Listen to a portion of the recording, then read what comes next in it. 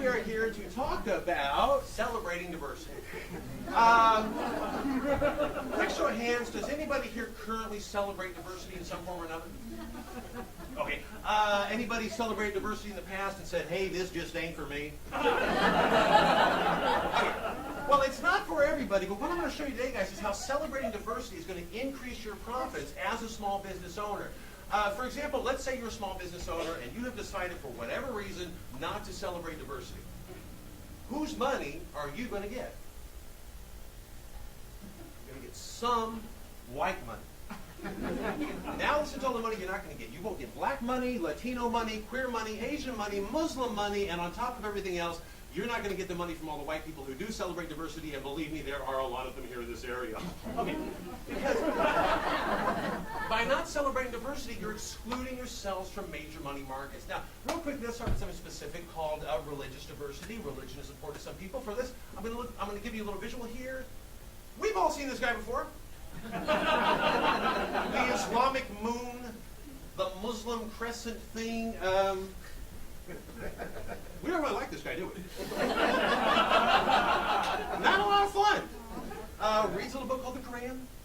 Leads a little guy called Muhammad. He's got a problem with homosexuals, atheists, Buddhists, secularists, dogs, alcohol, hates cartoons, blew up some buildings a few years ago and yesterday. Not a lot of fun. By himself, we don't really like this guy. But watch what happens, folks, when I have one of these little guys here and one of these little guys here. All of a sudden, folks, we got a profit. Now, how did that just happen? Well, by celebrating diversity, we have now tripled our revenue stream. Okay, it doesn't matter if you're a Christian, a Jew, or a Muslim. When you celebrate diversity, you open yourselves up to additional money markets. Well, right about now, you're probably saying, well, hey, Bill, if diversity is this profitable, how come people haven't been celebrating it since the beginning of time? The answer is simple. For a long time, small business owners, such as yourselves, were operating under the assumption that people of different ethnic backgrounds, different religious beliefs, didn't have any money. And to some extent this was true, particularly the blacks of the 1860s. I mean, these guys had nothing. So there wasn't any reason to celebrate diversity because you weren't going to get a return on your investment.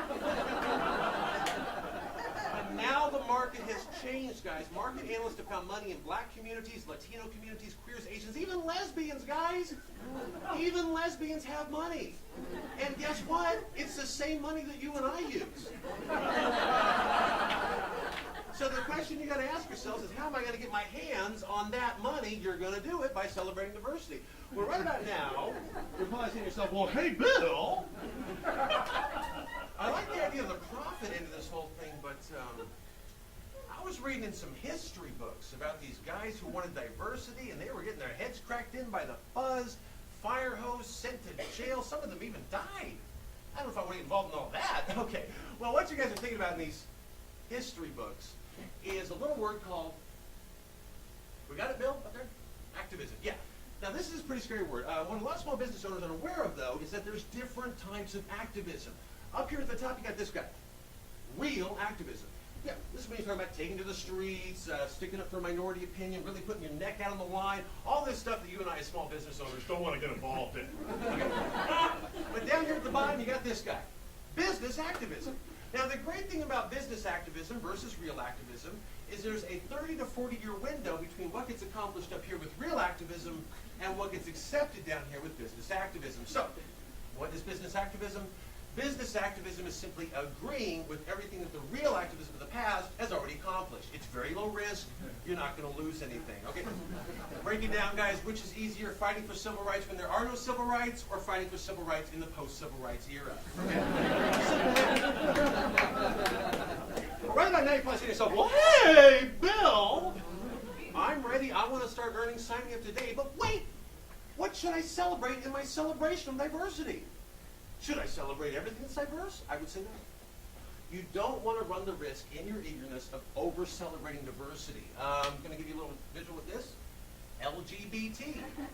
Now, we see this little guy an awfully lot around here, don't we? Myself, I had a BLT sandwich for lunch. I don't think that's what we're talking about here. Because instead of lettuce, we've got lesbians, guacamole on my BLT. No, it's just a gay man. No bacon, bisexual, and this is not a tomato, it's a what? What is that? What is it? Transgender. What in the heck is a transgender?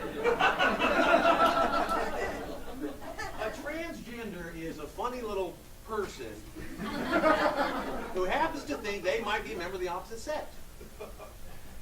Pretty diverse. Should you celebrate it? I would say no, and here's why. As of 2008, there has only been one Oscar-winning movie about transgenderism. Boys Don't Cry, great movie, but only one. So there hasn't been enough Hollywood activism, which we're going to look at later on, combined with enough real activism to make it safe for you guys to engage in any business activism about it at this time.